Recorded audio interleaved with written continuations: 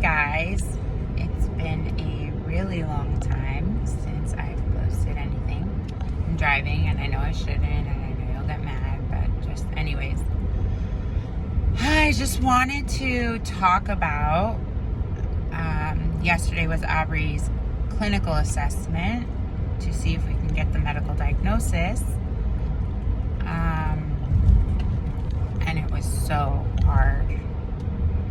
It's hard not because I'm watching her be, metaphorically poked and prodded. It's hard because they are choosing to look at her and decide without my 2 cents. They want me to sit in the corner on the couch and they make the decision. They make the decision whether she's going to have accessible early interventions, whether she's going to have the therapies that are going to potentially pretty much change the course of her life for better or for worse, because if she has these early interventions, chances are she'll be in a mainstream school. And if she doesn't have the interventions, chances are it'll worsen, she'll regress and have trouble. And maybe down the line, the lady even told me that she had a similar case and it took years for them to finally give the person diagnosis. And I said, don't you realize the flaw in the system there? That this child lost countless valuable hours of early intervention therapies that could have really changed and improved her quality of living and her opportunities for her future. It just seems backwards, and I guess it's the lesson, that we're really not in control. We're really not in control. Hashem is in control, and if Hashem is deciding that this is what needs to happen, then it will happen. And if he decides by way of the therapist and the pediatric psychologist and developmental pediatrician, if the decision is by Hashem that we're not supposed to have it, then we're not supposed to have it. Or if the decision is they say we're not supposed to have it and we're supposed to fight, then we fight. We fight for our kids. And Baruch Hashem, one thing I can say clearly is that although it's been a lot of challenge, it's become a very clear thing to me that in every moment when there's a decision that has to be made, I make it. Hashem is really, I've been davening throughout this process for one thing, and that's clarity and strength to show up for my child. I don't need a daven for Aubrey. Aubrey is great. Aubrey is perfect. She does not need to change. Nothing needs to change. I don't need to daven for anything for her. I just need to daven that I'm able to show up for her in the way that can best help her.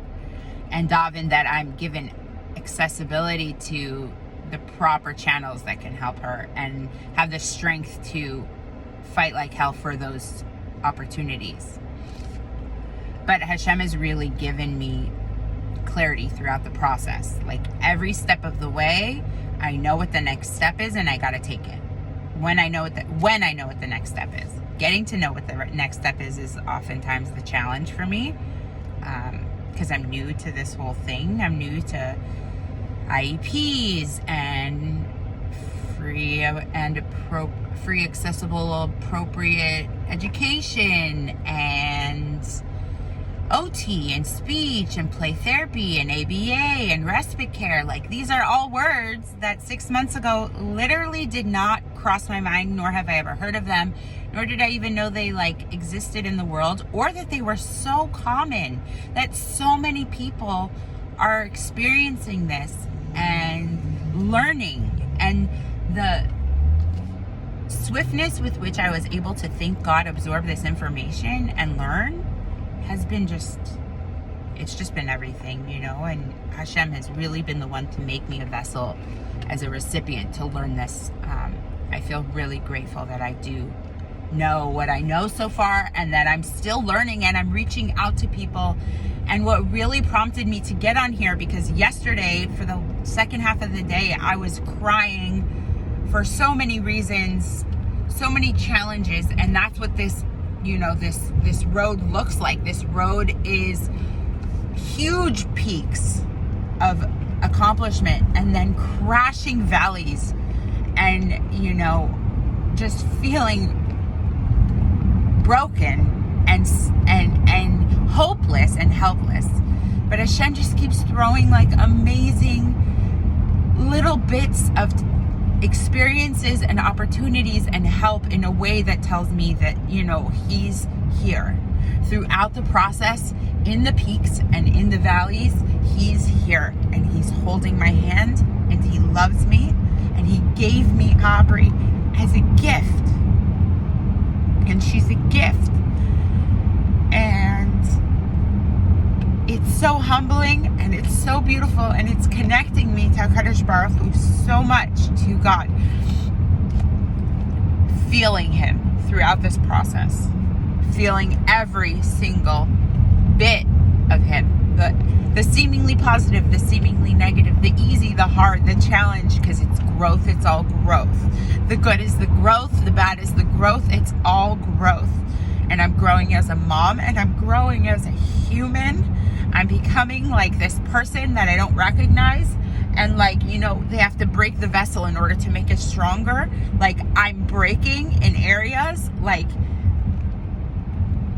I'm breaking, but I'm getting stronger, you know, like the scar tissue that's coming from these breaks is stronger, and I'm becoming a person I don't recognize. A humble person who's teachable and wants to learn and wants to grow. And it's not for me, it's for my child. So I'm feeling hopeful, and like got a little bit of good news today. You know, different opportunities for different schooling avenues are opening up, and I'm fighting like hell for my kid. And I just wanted to hop on, and this is not a sad video. This is a happy video that I recognize Hashem in my life, that I recognize the little bits of hope he gives me in order to keep me going. And I'm strengthening through the strength that he's giving me. And that's it. I just wanted to say thank you to Hashem, and I'm just so grateful.